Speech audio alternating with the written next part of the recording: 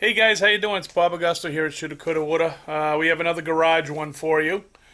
Today we're going to be working on the C14. We had an issue with it, or we had the worst case scenario that would ever happen to any C14 owners, especially ones of the 2008 variety. We lost the fob. The KIPASS fob is somewhere on an interstate a couple of miles from here. There's no way we're going to find it. It's gone. So we bought a kit on eBay. It's not so much a kit. It's been removed from another 2008 Concours. The three main boxes, the KIPASS, which is the ignition piece, the KIPASS receiver, and the ECM. All three units have to talk to each other for the bike to unlock and run. So with that said, we're going to go ahead and start this project.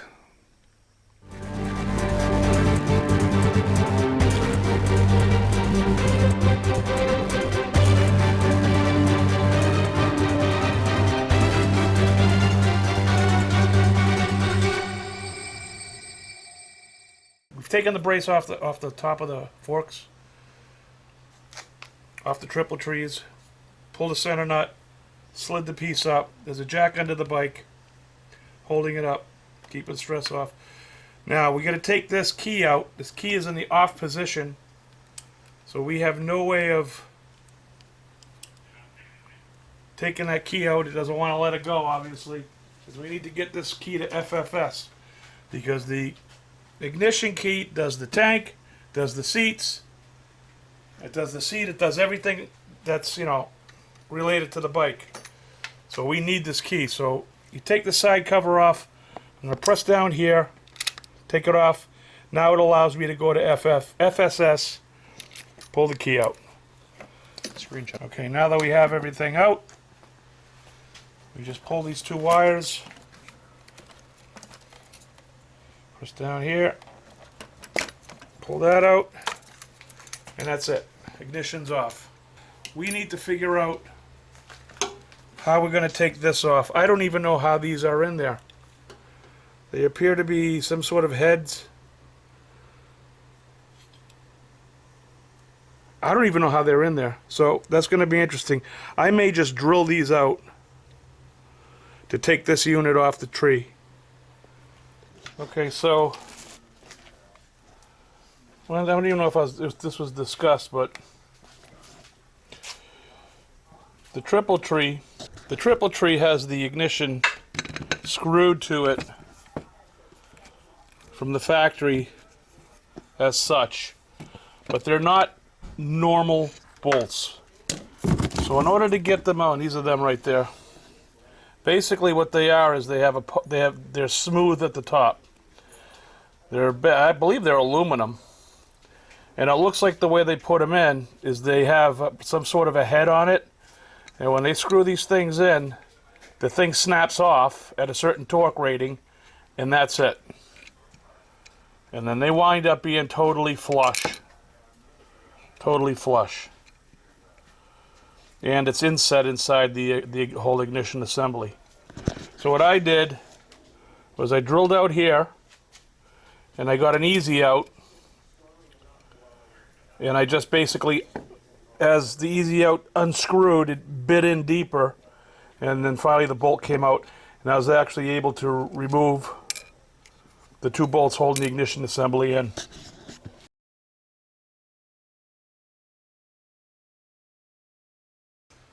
So in with the kit, if you're going to buy this, you get the ECM, and then you get the KIPASS translator, or whatever the hell it's called. I don't even know what it's called. So now,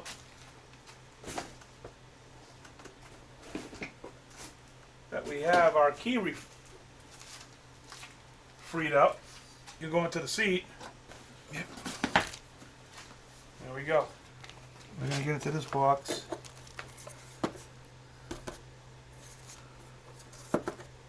You know what? I think before we do anything, I'm going to disconnect the battery. That's a lot of work for a battery, that's for sure. Yep.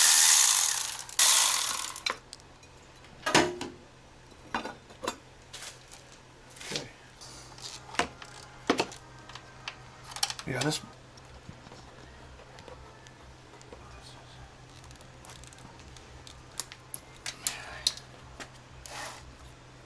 We'll just pop the positive and we'll be safe.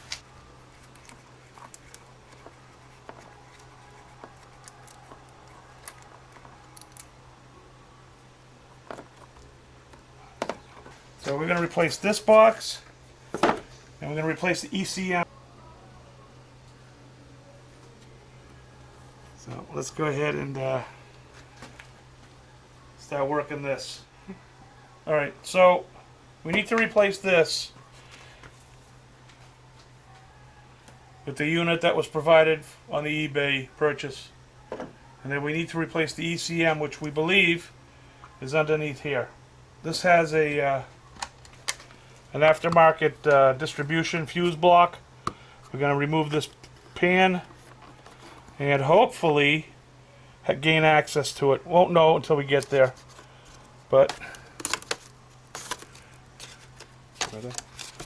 yeah, it's pretty close. So we just got to gain access to it.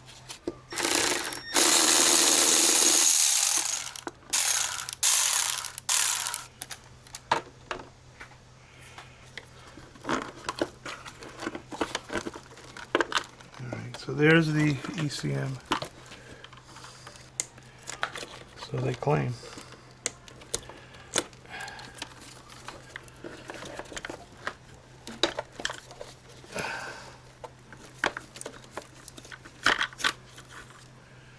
There it is.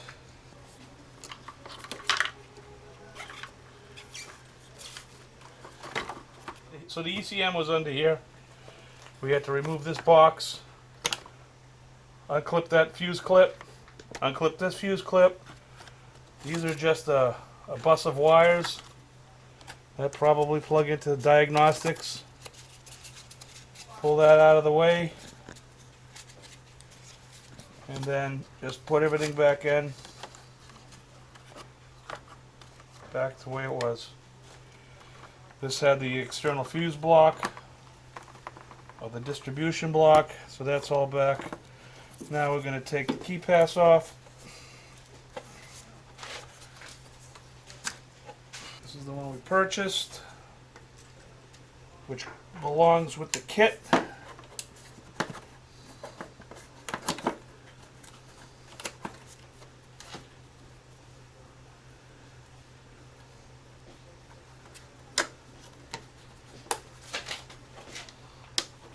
That is a weird bungee. That is a strange bungee. Okay, so that unit's in. So technically, this should all function when we plug the head unit in. We're going to plug this in, and then we're going to rehook the battery and give it a dry test. That's in.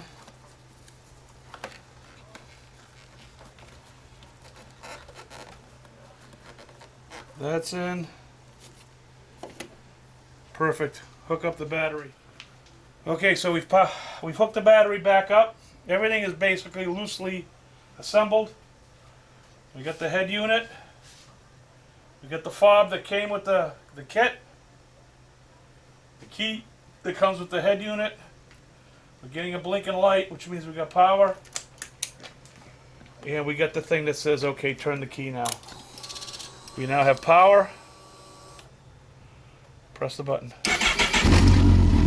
Got the light. There you go. Don't lose your KIPASS. Okay, so this here is the new unit we bought. We just confirmed that it works. The bike starts. Everything is good. Problem is the key doesn't fit the bike. So we could go around with two keys, or what I would like to do, and I'm going to try to do here, is this is the one that came off the bike with the missing key. This is the actual key that fits the bike. So what I'm going to do is I'm going to move all the electronics from that unit into this one unit, and then we'll be able to use the actual key to the bike again. So basically that's how that's going to go. So we're going to take these initially these three screws got to come out.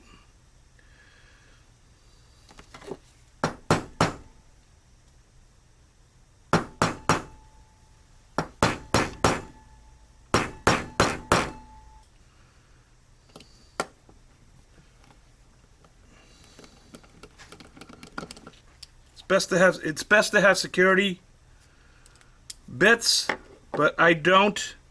So these screws are small enough. I'm just going to dimple them in.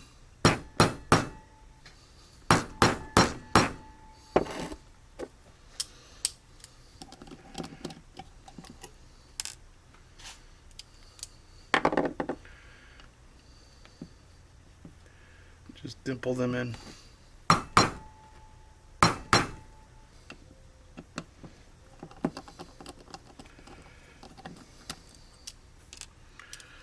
Okay, so we have that off. Yeah, so that exposes the relay. These two are going to have to come out. We need to free this up now. So it's just 3 Phillips screws, 2 on the top.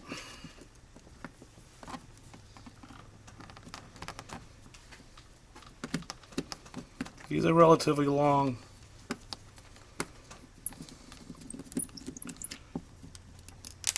And it's 2. And then there's a third one down here.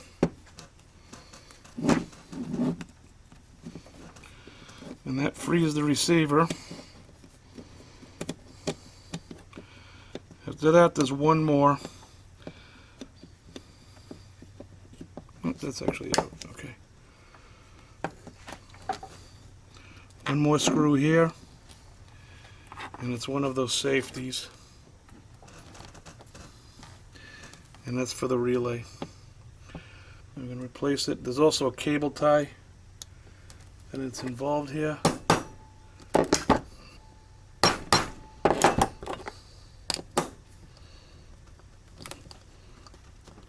Okay.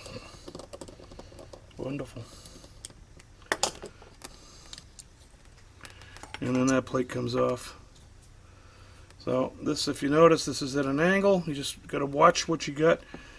And we have a cable tie. So I'm going to remove the cable tie. Actually, before I remove the cable tie, I'm going to loosen these two. These are also security, but I do have a security bit for this, so this goes right in real easy.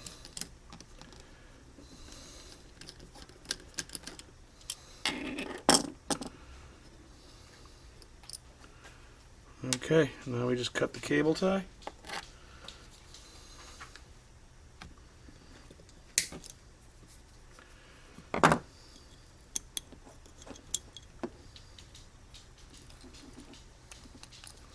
And this just backs out. And there's the old unit, or the new unit, or whatever you want to call it. The original unit is right here, and this can just go right back in. Like so.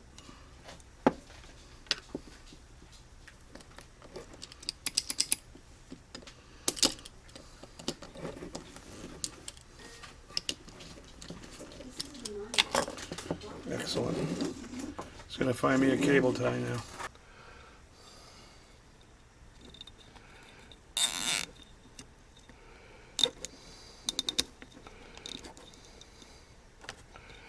So this should be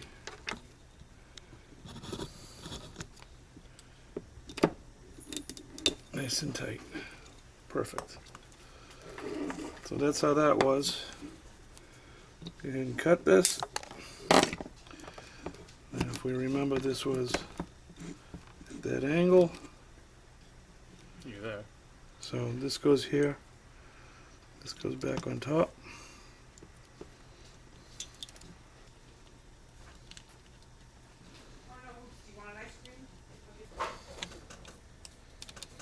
So this goes on here. You don't want to put anything on too tight, because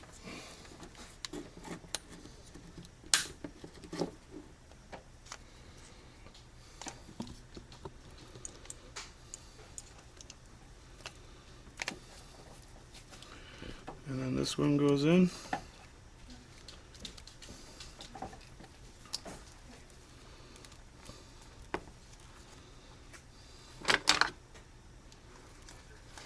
I want a better Phillips.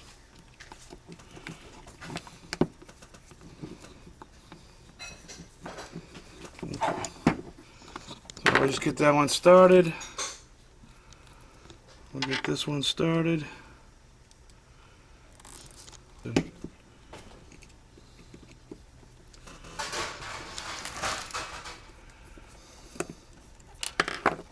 now that's kind of locked in place. We can. All right, we got the key out. Good. So now we're just going to tighten this all back down. These are fine thread screws and they're relatively long. So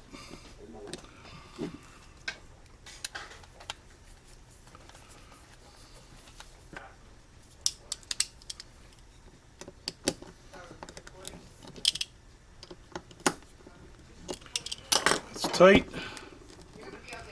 We're just going to tighten this down.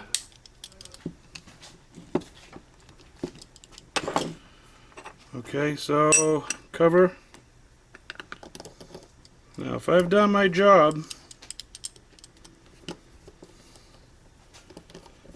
this whole thing should now work with the old ignition key. So let's hook this up.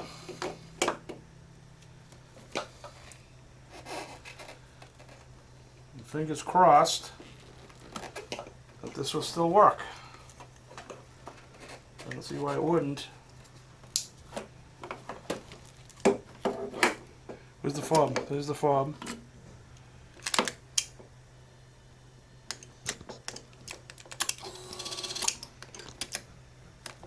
That's off. That's That's on. alright, you're good.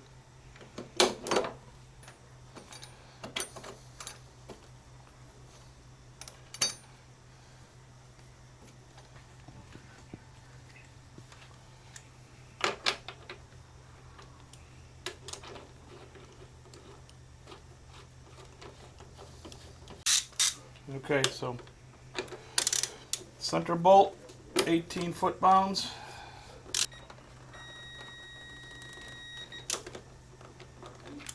Nice. Okay. Okay, so now that we have our thing, we're gonna plug this all back in. Final time. Try to follow the original harnesses that were in there. I mean, it's spaghetti down in here, but there is a rhyme or reason the way these wires are routed. Tuck all of that back down. Get everything back up under this black boot that belongs there.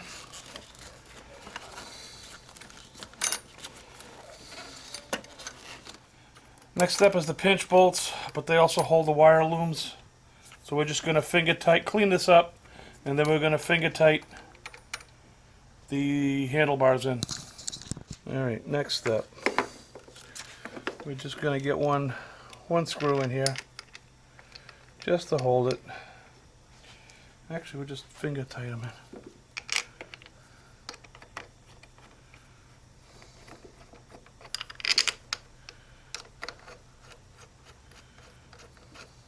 So we have these blocks for the brakes, in this case the clutch. Hydraulic blocks that mount to the top tree. Just put those in finger tight. And finally we can get ourselves situated for the wire retainers. And now we can tighten the top tree, triple tree clamp. Okay, 15.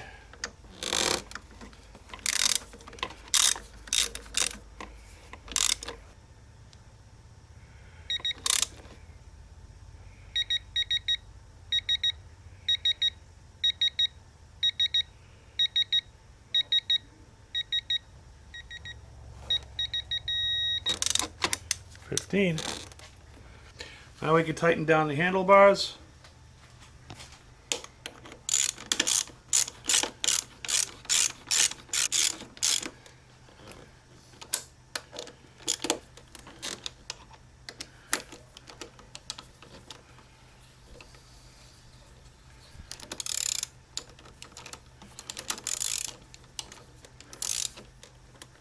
Okay, okay. So once this is tight, best guess, I don't know the torque setting on that. Give you a look. Definitely something.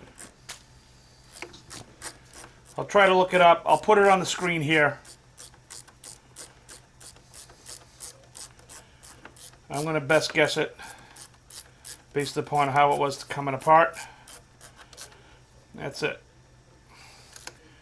That gets nice and snug. Understanding that's a steel bolt going into an aluminum body. You want to be careful. And that's that.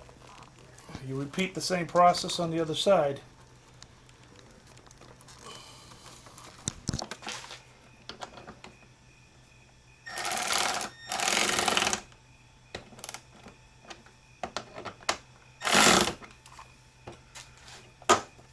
Done.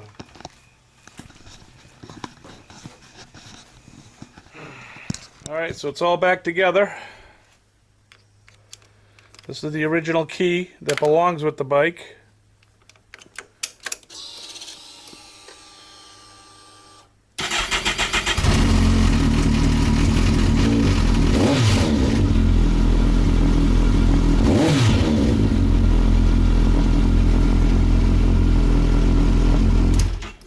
And that's it. It's not a very difficult job to do. It's certainly involved. It's a little messy, but this is the only way you're going to get your bike running, unless you're buying brand new parts. So I recommend to my son to go out and get another fob, for sure. That way there's a backup. Once you lose the fob, the bike is toast. So you need to either replace the 3 units or replace 2 units and then take it down and have those 2 units programmed to your ECM. Simplest way to do it is do it the way we just did it, because that way the bike becomes the way it was before. All right, guys, that's it. I appreciate you riding along with us today, going through this project. Hopefully we have a couple of decent months left of weather before the winter season starts back up. You all ride safe now, okay? Take care.